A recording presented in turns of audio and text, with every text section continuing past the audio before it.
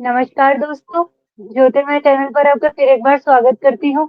मैं हूँ लक्षिता सोनी और फिर से स्वागत करना चाहूंगी आनंद सर का। तो ज्योतिर्मय पे आपका बहुत बहुत स्वागत है। धन्यवाद। जी सर। इंडियन डेमोक्रेसी में एक प्रोविजन है इलेक्शंस को लेकर। जब एक सिटीजन वोट देने जाता है, अगर वो किसी पॉलिटिकल पार्टी की आइडियोलॉजी से सेटिस्फाई नहीं है, किसी पॉलिटिकल पार्टी को वोट नहीं देना चाहता, तो उसके पास एक ऑप्शन है नोटा का। नोटा यानी नन ऑफ दी अबव।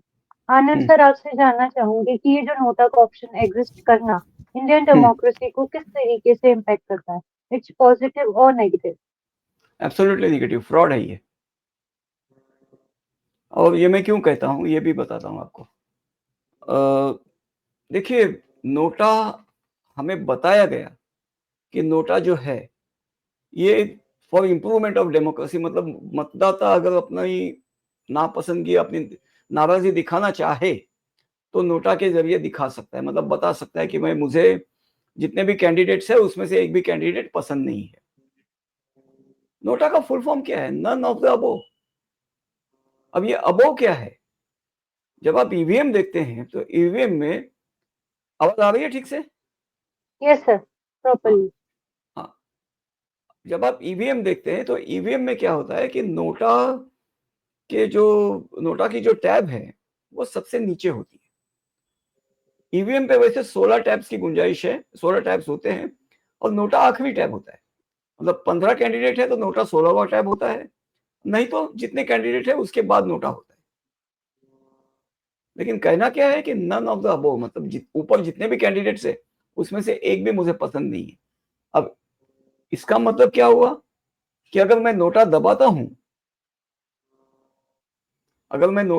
हूं तो इसका मतलब ये होता है कि ऊपर जितने भी कैंडिडेट्स के नाम लिखे हैं मुझे उन सबके नाम पता है, मुझे इन सबकी पार्टियां पता है, मुझे उन सबका चुनाव चिन्ह मालूम है, और इसके अलावा मैंने सबका घोषणा पत्र पढ़ा है और घोषणा पत्र में उन्होंने जो दावे या वादे किए हैं वो सब मैंने पढ़े हैं। अब पढ़ने के बाद मैं नोटा दबा रहा हूं।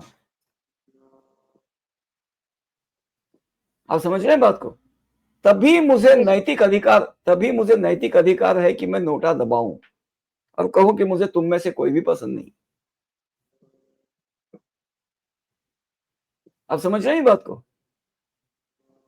मतलब कितनी महत्व की बात है कि तभी मैं दबा सकता हूं और कह सकता हूं कि मुझे तुम में से एक भी आदमी पसंद नहीं, एक भी व्यक्ति पसंद नहीं। आदमी कहना तो क्या है, महिला कैंडिडेट भी हो सकती है, तो एक भी व्यक्ति पसंद नहीं। तभी नैतिक अधिकार है। उसके बगैर मैं ऐसे ही नोटा दबाता हूं तो फ्रॉड है।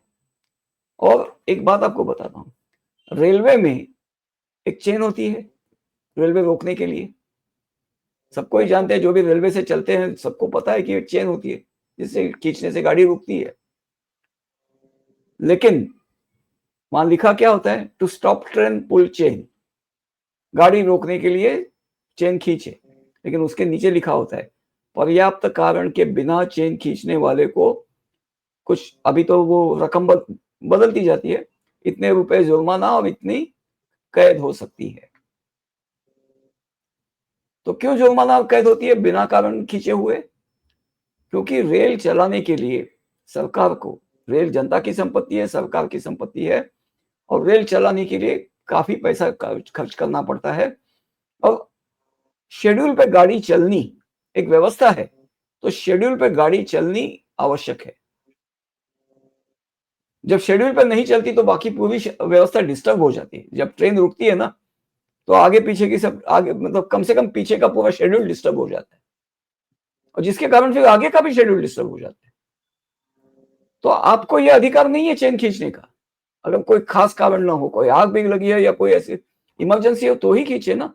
इमरजेंसी चेन है वो, उसको खींचना गलत कारण, बिना कारण खींचना, या बस इसलिए कि आपको स्टेशन के बीच में कहीं उतरना है। स्टेशन के बीच में तो आप रोक नहीं सकते, आपको स्टेशन जाके ही उतरना है।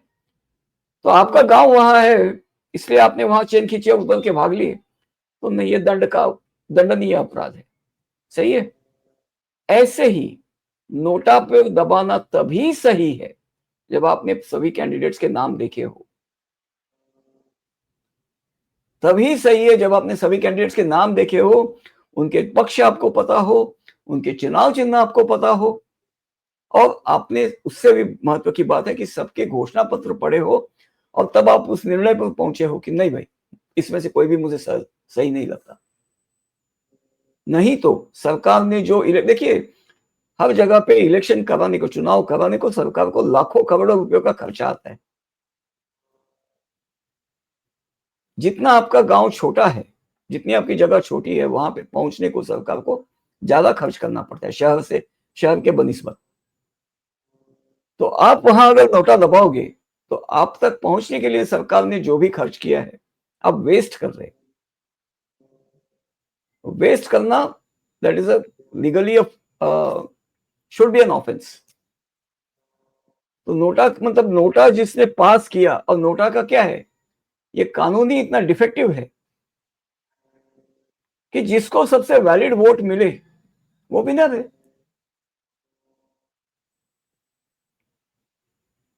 मतलब आप मान लीजिए 1000 वोट है, उसमें से 999 वोट भी नोटा में गए ना, तो भी जिसको एक वोट मिला ना वो विनर हो जाएगा।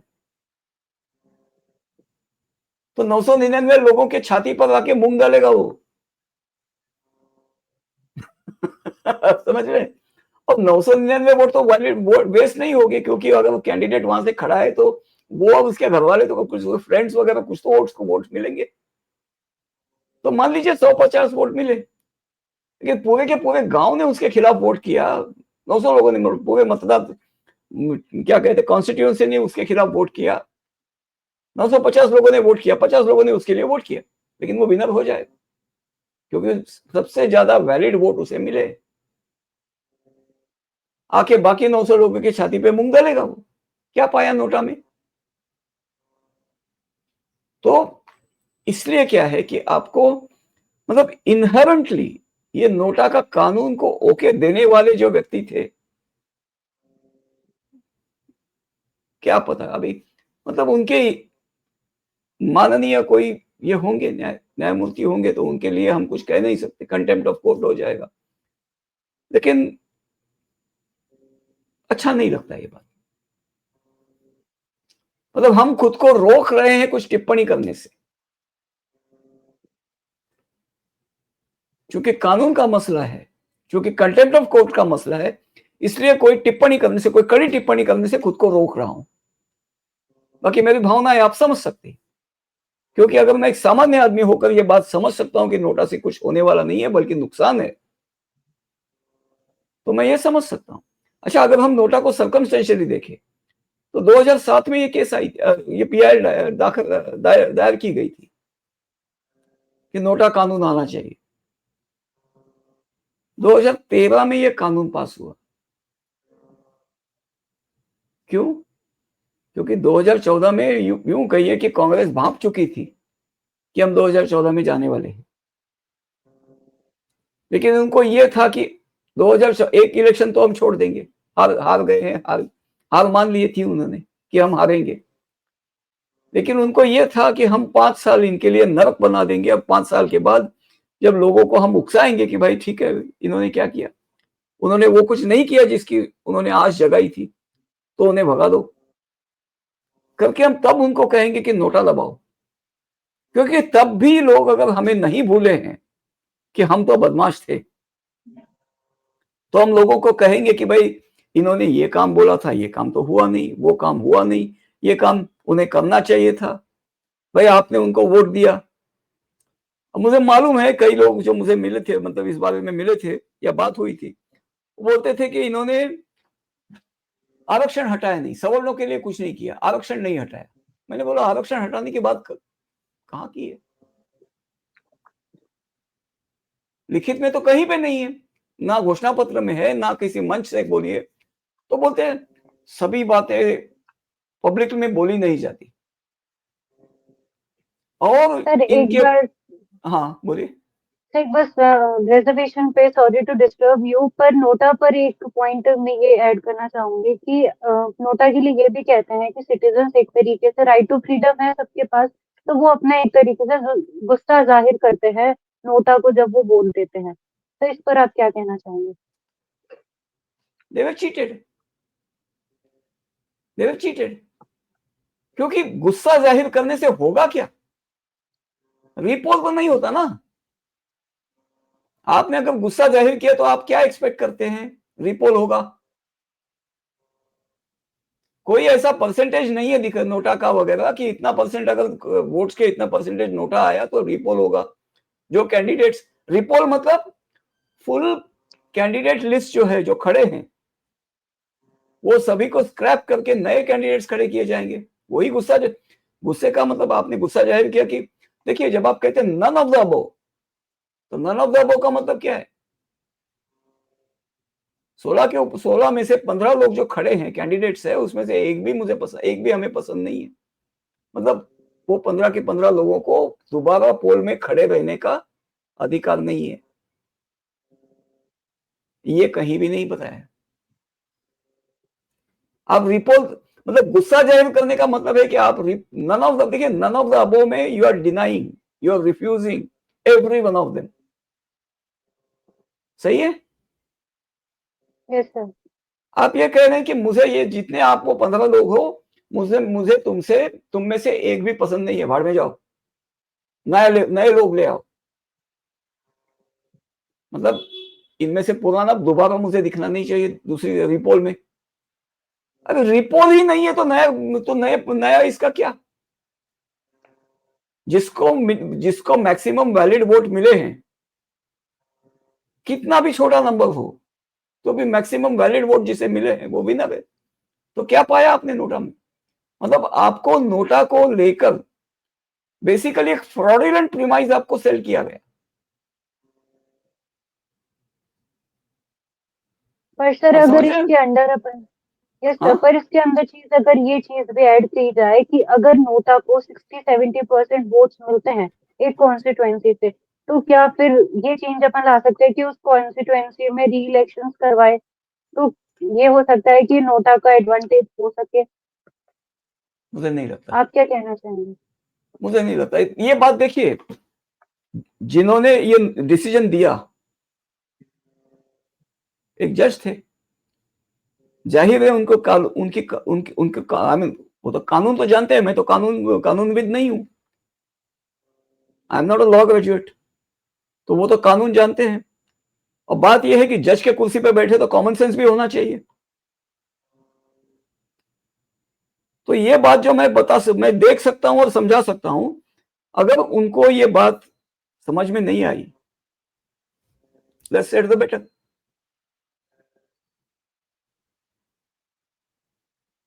ऐसा डिसीजन होना ही नहीं चाहिए था। जो सेल्फ कॉन्ट्राडिक्टरी हो, ऐसा डिसीजन होना ही नहीं चाहिए। इससे हासिल कुछ नहीं है। तो बेसिकली ये फ्रॉड क्यों था? क्योंकि इससे क्या था कि कांग्रेस ने, मतलब 2018 में जो पोल्स हुए उसमें नोटा का इफेक्ट सबसे ज्यादा मिला। एमपी पंजाब, एमपी राजस्थान वगैरह जो क्रूशियल स्टेट्स थे, उसमें नोटा का इफेक्ट मिला। नोटा के लिए जोरदार कैंपेन हुई। एक मिनट। और of the stage, of the record, लोगों ने ये कहा कि बीजेपी ने हमारी अपेक्षाएं थी कि आरक्षण हटाया जाएगा। मैंने कहा कहाँ है? उनके घोषणा पत्र में तो लिखा नहीं। ना किसी ने आपको स्टेज से बोला है। बोले नहीं, सभी बातें ऐसी पब्लिक में नहीं बोली जाती। बात क्या है?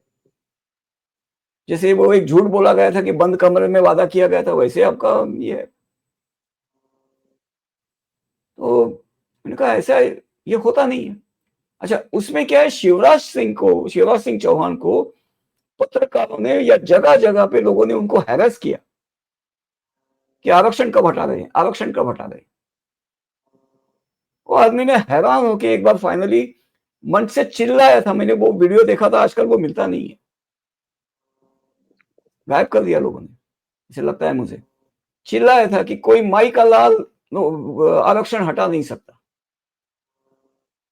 तुरंत वो माई का लाल आरक्षण हटा नहीं सकता लेके वो क्लिप को वायरल कर दिया। देखिए, ये सवर्णों के लिए, सवर्णों पर अन्याय कर रहे हैं, आरक्षण हटा नहीं रहे।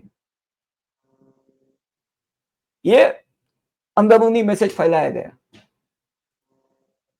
फेसबुक पे वगैरह लोग जो बातें करते थे, इन्होंने मतलब मैंने पूछा तो फेसबुक पे लोगों को पूछा था, बोले सभी बातें लिखित में नहीं रखी जाती, सभी बातें मतलब ऐसा आभास प्रतीत कर रहे थे कि भाई इनको हमने दिया, हिंदुत्ववादी है तो इनको आरक्षण हटाना चाहिए। अभी हिंदुत्ववादी होने का आरक्षण हटाने का क्या संबंध है? नहीं है। बीजेपी ने कभी भी नहीं कहा कि आरक्षण हटाएंगे। अच्छा, तब ये कहा, लेकिन अभी ये 2024 में क्या किया? बीजेपी को 400 पार क्यों चाहिए आरक्षण कैंसिल करने? पब्लिक मेमोरी देखो कितनी शॉर्ट होती है। जिस आदमी ने चिल्ला कर कहा था कोई माई का लाल आरक्षण नहीं हटा सकता, और वो उसका मतलब उसको यूं कहिए उसके हलफ में हाथ डाल के ये घोषणा उससे निकाली गई थी, इतना उसे परेशान किया गया था, तो उसे वंस फॉर ऑल बोल दिया कि माई का लाल आरक्षण हटा नहीं सकता।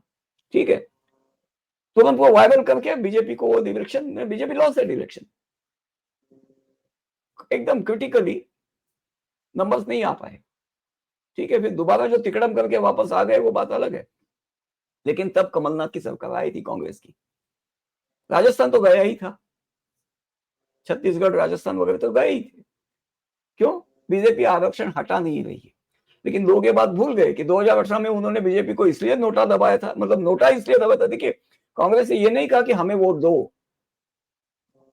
क्योंकि तब भी वोट मांगने के लिए उनके पास मुंह नहीं था।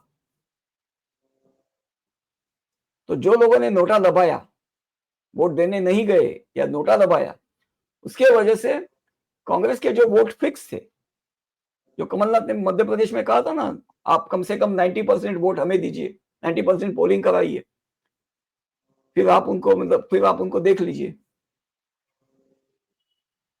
तो ये मुसलमानों को कमलनाथ का वो वीडियो था, उसने अश्योर किया था कि हमें 90% वोट दीजिए, तो उन्होंने 90% वोट दिया। उसके बाद बीजेपी के कांग्रेस कार्यकर्ताओं की हत्याएं हुई कई सारी एमपी में। तो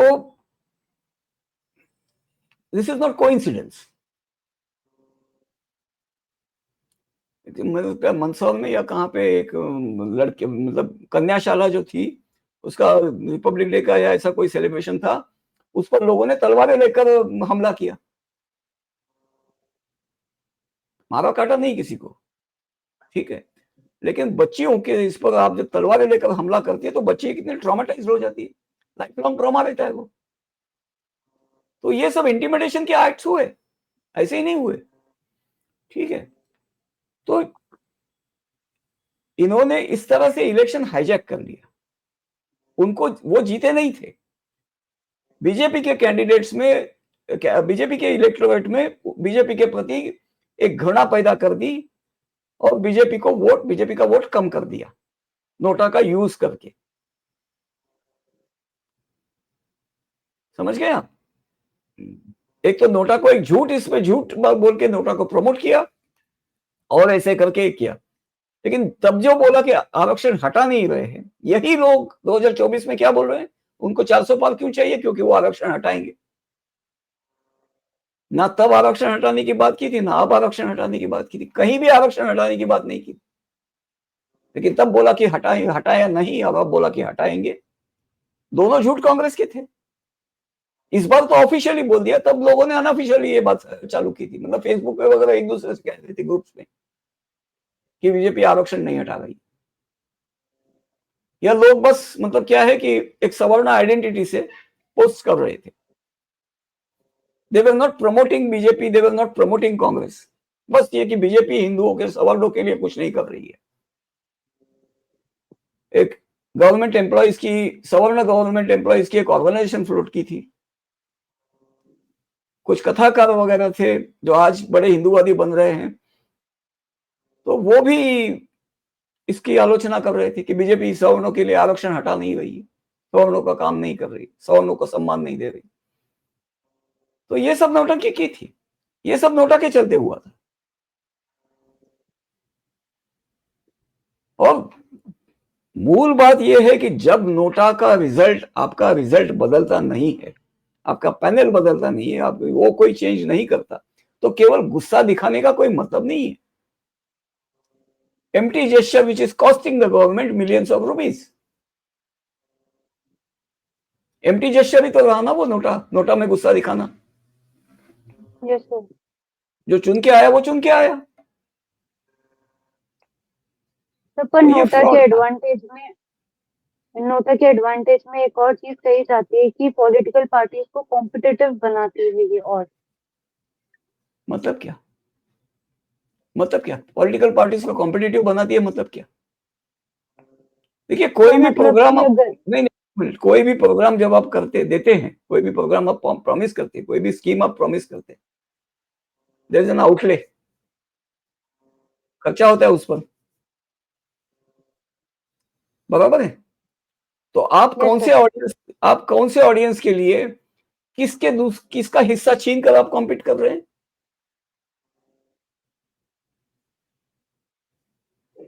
आप रेवड़ियां बांटने के लिए, मतलब रेवड़ी कंपटीशन है ये? इनका कॉम्पिटिटिवनेस केवल रेवड़ी कॉम्पिटिटिव होता है, रेवड़ियां बांटने की कंपटीशन होती है, बाकी कुछ नहीं होता। और उससे तो दिवालिया होता है देश, है, हमने देख लिया है। आज हमारे स्टेट्स ही कितने गर्त में है कर्ज के, ये भी हम जानते हैं। कौन सी इंफॉर्मेशन सीक्रेट है इस बारे में? सबको सब पता है। तो क्या कॉम्पिटिटिवनेस की बात कर रहे हैं आप? कहीं से भी नोटा समर्थनीय नहीं है। मेरे बस में होता तो मैं तो नोटा को मतलब केस करके स्क्रैप करवाता। ये केवल और केवल बीजेपी को सत्ता से उतारने के लिए, एंटी इनकम्बेंसी जो होती है उसको उस पर कैपिटलाइज करने के लिए नोटा को उन्होंने डिवाइस किया था। और नोटा को लाने वाले कौन थे जानते हैं? नोटा का लिटिगेशन किन्होंने लॉन्च किया था? नहीं, कांग्रेस ने। पीयूसी, नहीं, PUCL, people's union for civil liberties, जिसके जिसके लोग अर्बन नक्सल्स में पकड़े गए हैं। कोबार गांधी, विनायक सेन, सुधा भारद्वाज, ये सभी अरेस्टेड लोग हैं, नक्सल सिंपथाइजर से। क्या कहेंगे? तो ये तो आपने बिल्कुल ही पीयूसीएल के एकदम अलग ही एंगल दे दिया नोटा को। हाँ, तो इन्होंने लाया है वो यस सर। कानून। अभी तो पीयूसीएल ज्यादा एक्सपोज हो गई। सही, पीयूसीएल पे एक बार थोड़ा सा इलेबोरेशन चाहती हूँ आपसे। ये देखिए, ये स्थापित की थी जेपी ने, जयप्रकाश नारायण। ये वे भी तो वामपंथी थे। हालांकि आज के वामपंथियों जितने चरित्रहीन व्यक्ति नहीं थे। ठीक है, तो इन जैसे लोगों का चेहरा आगे करके, मतलब जेपी को आप क्या कहेंगे? सोमनाथ की गाय, जिनके पीछे गजनी का मामूद चला आ रहा था। तो ये कहते हैं कि PUCL was founded by Jayaprakash Narayan. अरे जयप्रकाश नारायण 77 वगैरह में शायद पीयूसीएल फाउंडेड थी। जब इमरजेंसी हटी, जेपी बाहर आ गए जेल से, 77 में इलेक्शन हुए। ठीक है, उसके बाद ये ऑर्गेनाइजेशन फाउंडेड थी। 79 में जेपी चले गए, कितना समय रहे? इस ऑर्गेनाइजेशन को क्या डायरेक्शन दी उन्होंने? जो लोग जमा हुए उन्होंने हाईजैक कर दिया पूरा, बस उनका फोटो लगाकर। तो उनका फोटो तो सोमनाथ की गाय थी ना, इसके पीछे सब गजनी की आर्मी चली आ रही थी। फिर जेपी लोहिया, ये लोग इन समाजवादियों के लिए सोमनाथ की गाय हैं।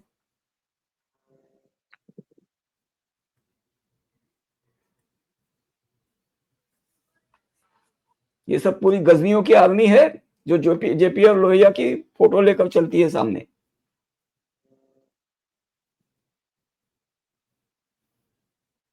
ये थी कहानी।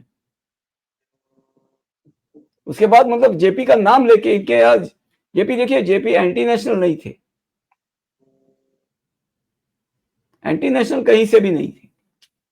इनका तो एंटी नेशनल एक्टिविटी है। इनके फाइनेंसेस की वगैरह जांच हो तो इनको कहीं मतलब इनकी जगह फिर बाहर नहीं होगी। और इनके ऑफिस बेगर्स वगैरह कुछ मतलब ये एक जज भी थे उनके। मैं तो कहूंगा कि वो जज थे, अभी नहीं नहीं रहे वो, लेकिन ऐसे लोग जो उनके रहते हैं ना, उनके तो जजमेंट्स वगैरह को खंगालना चाहिए। यूएस में ये बात काफी एक्सपोज हो चुकी है, मतलब इनकी नहीं, इस तरह से लेफ्ट का जो इन्फिल्ट्रेशन है ना गवर्नमेंट और जुडिशियरी में, वो वहां तो काफी एक्सपोज हो चुका है। यहाँ भी होना चाहिए, पता तो चले, मतलब कम से कम बाहर तो आए लोग, बोले तो सही। ये फिलहाल अपने अधिकारों का प्रयोग करके कुछ बाहर आने नहीं देते। इनसे जो डील करते हैं ना, इनसे जो सेटिंग करते हैं, वो लोग जानते सब है। ये सेटिंग वालों को भी दुनिया सारी जानती है, जो महंगे महंगे मतलब लाखों में फी लेकर खड़े होते हैं। ऐसे लोगों के लिए जिनके ये कहिए कि इनके एक फी में उन लोगों की जिंदगी संवर जाए, ऐसे लोगों के लिए खड़े होते हैं। अभी पीयूसीएल फंड्स हैंडल कर रही थी, किसके लिए? कासगंज राइट्स में जो इन्वॉल्व थे लोग, उनके लिए वकीलों के लिए वकीलों का इंतजाम पीयूसीएल कर रही थी। महंगे वकील कौन लाके देता है?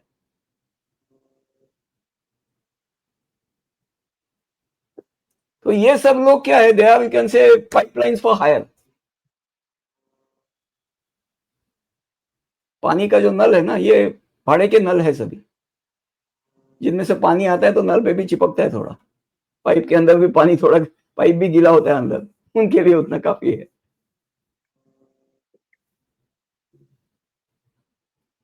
तो that's it, that's why NOTA is a fraud. पहले पहले पहले तबके में पहले तड़के में भाजपा को इसे स्क्रैप करना चाहिए। मेरे पास पैसा होता तो मैं पीआई डाल देता कि नोटा फ्रॉड क्यों है, और इसे रद्द करवा देता।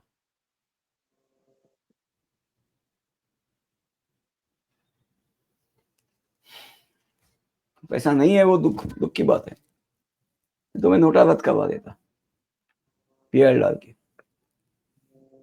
खर्चा होता है, खर्चा बहुत है, judicial process is not cheap.